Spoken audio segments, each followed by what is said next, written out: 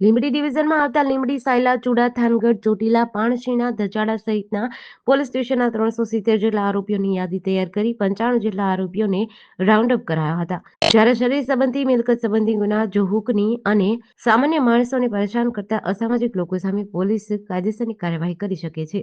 સુરેન્દ્રનગર જિલ્લામાં પણ ગુનેગારોની યાદી તૈયાર કરવાના ભાગરૂપે લીંબડી ડિવિઝનમાં આવતા પોલીસ સ્ટેશનોમાં જેમ કે લીંબડી, થાનગઢ, સાયલા વગેરેમાં ગુનેગારોની યાદી તૈયાર કરાઈ. આ કાર્યક્રમમાં લીંબડી ડીવાયએસપી વિશાલ રબારી, એસઓજી પીઆઈ સિંગરખિયા તેમજ પોલીસ સ્ટેશનના પીઆઈ, પીએસઆઈ, પોલીસ સ્ટાફ હાજર રહ્યા હતા.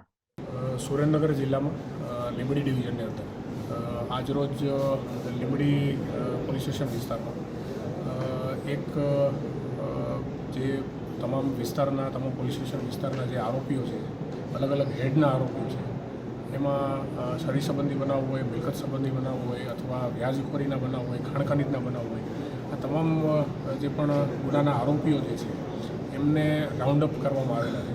આશરે 95 જેટલા આરોપીઓને રાઉન્ડ અપ કરવામાં આવેલા છે. સમગ્ર ડિવિઝનની વાત કરીએ તો ડિવિઝનની અંદર કુલ 370 આવા આરોપીઓની એક યાદી તૈયાર કરવામાં આવી છે. એ યાદીના આધારે આજે પ્રથમ સ્ટેજ ઉપર હાલ 95 જેટલા આરોપીને રાઉન્ડ અપ કરવામાં આવેલા છે.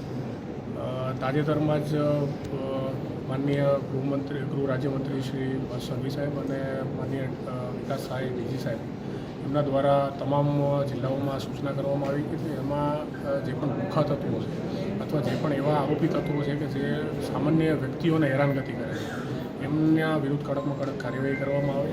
તો એના માટે થઈને જ આજે આ રીતે આરોપીઓને રાઉન્ડ અપ કરવામાં આવેલા છે. એમની હકીકત મેળવવામાં આવેલી છે, શું ધંધો કરે છે, કઈ જગ્યાએ રહી છે, અત્યારે કોઈ ગેરકાયદેસર પ્રવૃત્તિ સાથે જોડાયેલા છે કે કેમ, અથવા એમના થકી બીજા કોઈ ગુનેગારો સુધી પહોંચી શકાય છે કે કેમ, એ બાબતેની તમામ જે કાર્યવાહી છે આજે કરવામાં આવેલી છે. અને હજી પણ આવનારા દિવસોમાં આમના વિરુદ્ધમાં કોઈ વધારે કાર્યવાહી કરી શકાય એમ છે કે કેમ, અથવા આમના થકી કોઈ બીજા ગુનાઓ અટકાવી શકાય એમ છે કે કેમ, એના માટે તે પ્રયત્ન કરવામાં આવશે. અને આ સિવાય એમના દ્વારા કોઈ જમીન દબાણો અથવા મકાનના દબાણો અથવા બીજી કોઈ ગેરકાયદેસર પ્રવૃત્તિ જો થતી હશે તો બીજા વિભાગોની સાથે સંકલન કરી અને આમના ઉપર કડકમાં કડક કાર્યવાહી થાય એના માટે થઈને અમે પ્રયત્નશીલ છીએ. JDC ન્યૂઝ સાથે કલ્પેશ વાઢેર, સુરેન્દ્રનગર.